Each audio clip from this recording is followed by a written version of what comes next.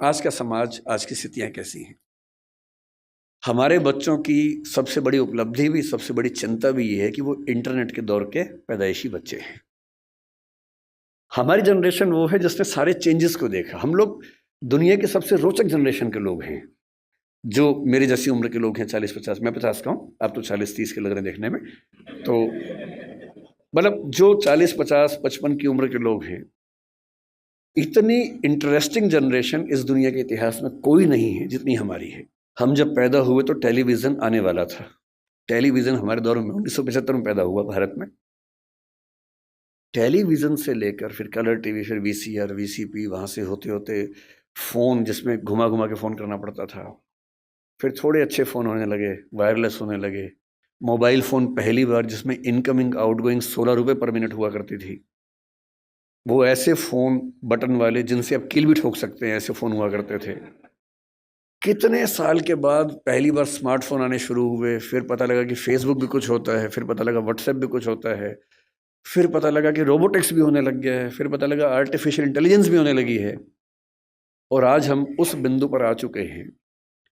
मुश्किल से 2 साल की बात है, मशीनें अंतिम रूप से इंसान को हराने वाली हैं, हर मामले में हराने वाली हैं। जो-जो खुशफ़हमी हम सबको हैं, वो सब खत्म होने वाली हैं बहुत जल्दी, मैक्सिमम 2 साल का समय है। अभी एआई आ गई है। जिस दिन एजीआई ठीक से आ गई, एजीआई का मतलब है आर्टिफिशियल जनरल इंटेलिजेंस, और एआई की दुनिया के सबसे बड़े धुरंधर सैम ऑल्टमैन ने कल ही एक इंटरव्यू दिया, कल या परसों में, और कहा है कि चैट जीपीटी 4, जिसको आप बहुत बड़ा समझ रहे हैं कि कमाल हो गया है, वो अगले 2 साल बाद हास्यास्पद मानी जाएगी। वो प्रिमिटिव किस्म की टेक्नोलॉजी है, इतनी हास्यास्पद मानी जाएगी कि इतना भद्दा काम भी क्या हमने किया था कभी। और आज हम चैट जीपीटी को देख के दंग रह जाते हैं। कुछ भी करना हो, फ़ोटो बनानी हो, वीडियो बनाना हो, रिसर्च करनी हो, कुछ भी करना हो, आप चैट जीपीटी को ठीक से प्रॉम्प्ट दीजिए। मतलब मैंने कई बार ऐसा करके देखा। एक विषय पे रिसर्च करनी है, पहले मुझे दिन भर लगता था 24 घंटे रिसर्च करने में, अब 24 सेकंड लगते हैं। वो सब कुछ करके देता है। और आज से 2 साल बाद ये प्रिमिटिव होने वाला है, आदिम होने वाला है, उसके बाद तो पता नहीं क्या होगा। इस दौर में जो बच्चे पैदा हुए, जिनको जेन ज़ी और पता नहीं क्या-क्या आजकल हम बोलते हैं, जनरेशन ज़ी है, जनरेशन वाई है, हर 5-7 साल में चेंज हो रही जनरेशन्स आजकल। ये किस दौर के बच्चे हैं? ये पैदा होते हैं, जैसी माँ थोड़ी परेशान है, बाप परेशान है, खट से उसको मोबाइल फ़ोन दे दिया। ये टेलीविज़न पे लगा दिया कोई अच्छा-सा टीवी चैनल जिस पे वो सब आ रहा है, राइम्स आ रही हैं, अच्छी-अच्छी वीडियो के साथ आ रही है, कार्टून फ़िल्म आ रही है। और बच्चे को पता लग गया कि एक मेरा बाप है, एक मेरी माँ है, और एक इन दोनों से ज़्यादा इंटरेस्टिंग एक और है, ये बड़ा-सा, इसमें हमेशा बढ़िया चीज़ें आती हैं। ये तो कभी-कभी गुस्सा करते हैं, ये वाला ज़्यादा अच्छा है। तो टीवी पे ज़्यादा उसको मज़ा आने लगता है। अब रात को सो रहे हैं, वहाँ तो टीवी भी नहीं है, तो फिर फ़ोन दे दिया, फिर बच्चा फ़ोन में। कई बच्चे आजकल ऐसे हैं जो किताब जब पहली बार देखते हैं, किताब पे ऐसे-ऐसे करते हैं, क्योंकि वो जिस दौर के बच्चे हैं, उनको अखबार पे, किताब पे, इतना ही नहीं, दीवार पे ऐसे करने लग जाते हैं। टेबल पे ऐसे करते हैं कि बड़ी क्यों नहीं हो रही टेबल, क्योंकि वो क्या करें, उसी दौर के बच्चे हैं। ये तो मज़े की बात है कि अच्छा फ़ोन है, माँ की चिंता कम, बाप की चिंता कम हो गई, फ़ोन दिया, हम मस्त हो गए। लेकिन साथ में और क्या-क्या आता है? इन बच्चों का खेलने का मन नहीं करता, क्योंकि इनके पास खेल से ज़्यादा रोचक चीज़ें हैं। मुझे अच्छे से याद है कि हमने पहली बार 5वीं 6ठी क्लास में जाके ऊट-पटांग चीज़ें पढ़नी देखनी शुरू की थी स्कूल में। पहले क्या है, पेरेंट्स हैं घर में, पेरेंट्स के होते हुए हिम्मत नहीं हो सकती, ना दिमाग में कुछ आता था। स्कूल गए, हर स्कूल में क्या होता है, एक आध बच्चा होता है जो नेता होता है क्लास का, जो कहीं-कहीं से ज्ञान लेके आता है और सारे बच्चों में डिस्ट्रीब्यूट करता है कि भैया तुम तो बच्चे हो, तुम्हें नहीं पता दुनिया कैसे चल रही है, ये है असली चीज़ें। तो मुझे याद आता है कि शायद 6ठी 7वीं क्लास में पहली बार हमारी क्लास से एक छँटा हुआ बच्चा था, कुछ किताब-विताब लाया था, कुछ फ़ोटो-वोटो थी उसमें ऊट-पटांग सी। हम सब ने देखी, हम समझ भी नहीं पाए कि ये सब क्या है। पर ये हमें पता लगा कि इसको देखने से आदमी बड़ा माना जाता है, स्मार्ट माना जाता है। लेकिन तब भी क्या था कि एक रिसेस में, एक कोने में जाके 2-3 लोग बैठ के देख रहे हैं, और जैसे ही टीचर दूसरी जगह से भागे वापस। और इतना ही एक्सपोज़र हमारा हुआ करता था। 12वीं क्लास हो गई, कॉलेज में आ गए, उसके बाद भी वैसा एक्सपोज़र नहीं था कि आप बिगड़ने के लिए हमेशा तैयार हैं, ऐसा नहीं है। दुनिया बहुत कंट्रोल्ड किस्म की थी, रेगुलेटेड किस्म की थी। अब इंटरनेट की दुनिया है। आप जितने भी स्मार्ट माता पिता हों, आपके बच्चे आपसे ज़्यादा स्मार्ट हैं। और अगर आपको लगता है कि आप इंटरनेट और मोबाइल और डिवाइसेस में उनका मुकाबला कर पाएंगे, तो आप बच्चे हैं, नहीं कर सकते। वो हमारे बस की बात नहीं है, संभव नहीं है। आप टाइप करते हैं मैसेज, एक एक उंगली ऐसे करते हैं, ऐसे करके आपको जैन टाइप करना है, जे, फिर देखा ए कहाँ, ए कहाँ, AIN, और वो फोन पे ऐसे टाइप करते हैं सामने देखते हुए, और गलत नहीं होता है, एक एक की सही दबाते हैं। आप उनसे मुकाबला करने का सोचते हैं,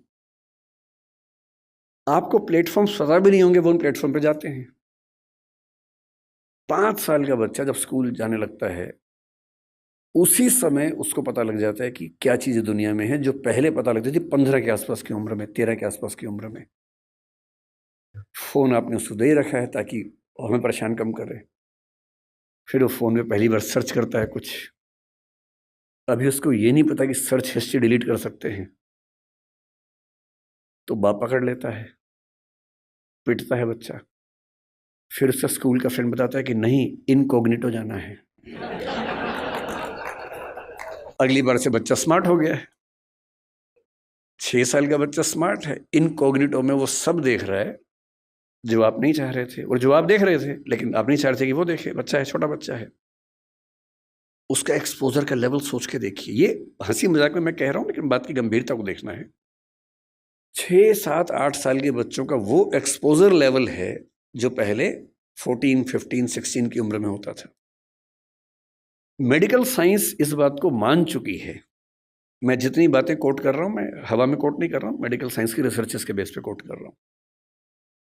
आपको आश्चर्य होगा, आज से 1 महीने पहले एक रिपोर्ट आई है, लगभग पूरी दुनिया में प्यूबर्टी की एज 1 साल कम हो गई है, जिसको टीनेज बोलते हैं कि 13 साल की उम्र में टीनेज आती है, बच्चियों को मासिक धर्म शुरू होता है।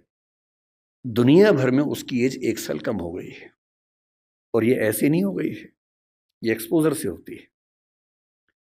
लड़के भी जल्दी मैच्योर हो रहे हैं। जो हरकतें 15, 16, 18 में ठीक लगती हैं, किसी बच्चे के मन में भाव आने चाहिए, 8, 9, 10 में वैसी बातें हो रही हैं। ये तो फिर भी छोटी बात है। इसके बाद जो होता है तो बच्चे ही, एक्सपोजर बहुत बड़ा मिल गया है। जब वो नेट पे जाते हैं, तो नेट पे जो पिशाच बैठे हुए हैं दुनिया भर में, जो साइबर ठग हैं, जो साइबर क्रिमिनल्स हैं, वो इसी ताक में हैं कि बच्चे मिल जाएं। उनको पता है कि बच्चे का मनोविज्ञान क्या है। वो हैकर्स हैं, वो हैक कर लेंगे कि उस बच्चे ने क्या क्या सर्च किया है, उसकी पूरी कुंडली खोल लेंगे कि बच्चे का इस समय मन कहाँ अटका हुआ है। अगर 9, 10, 11, 12 साल का कोई लड़का है जो कुछ ऐसे वीडियोस देख रहा था या इमेजेस देख रहा था, उसमें भी देख रहे हैं कि कैसी रेस, वाइट रेस उसको पसंद है, कि इंडियन तरह के लोग पसंद हैं,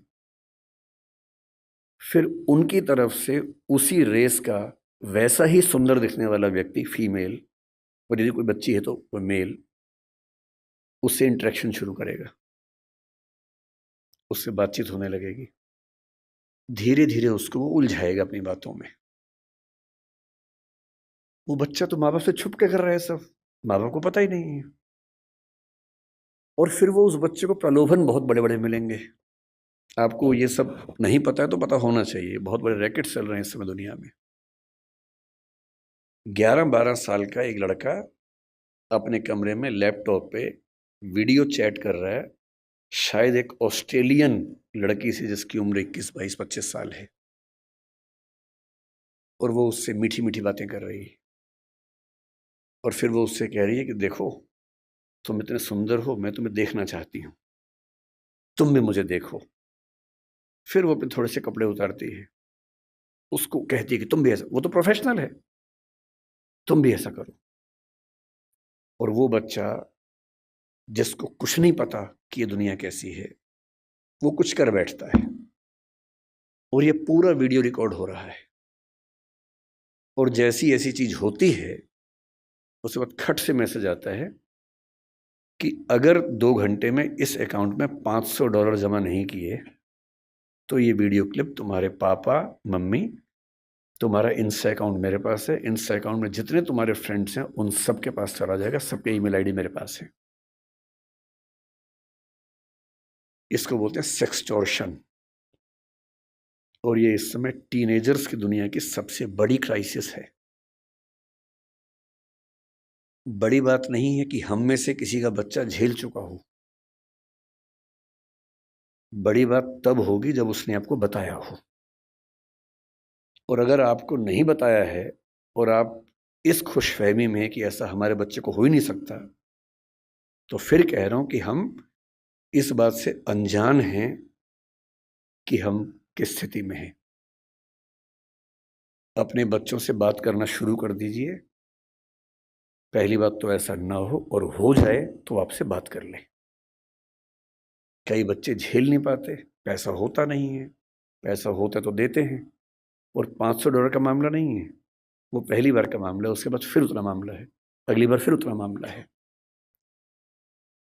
और ये ध्यान रखना है कि किसी बच्चे के साथ ये करने के लिए वीडियो रिकॉर्डिंग की जरूरत भी नहीं है।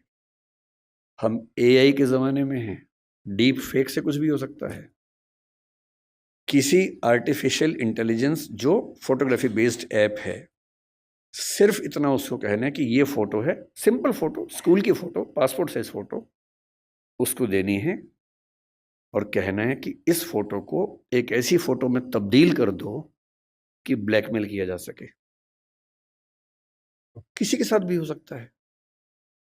बस कल को कभी हम में से किसी का बच्चा हमसे ये कहे कि देखो पापा, देखो मम्मी, ये फोटो मेरी लग रही है पर मेरी है नहीं, तो उसको मारना पीटना नहीं है, भरोसा कर लेना है कि ऐसा हो सकता है।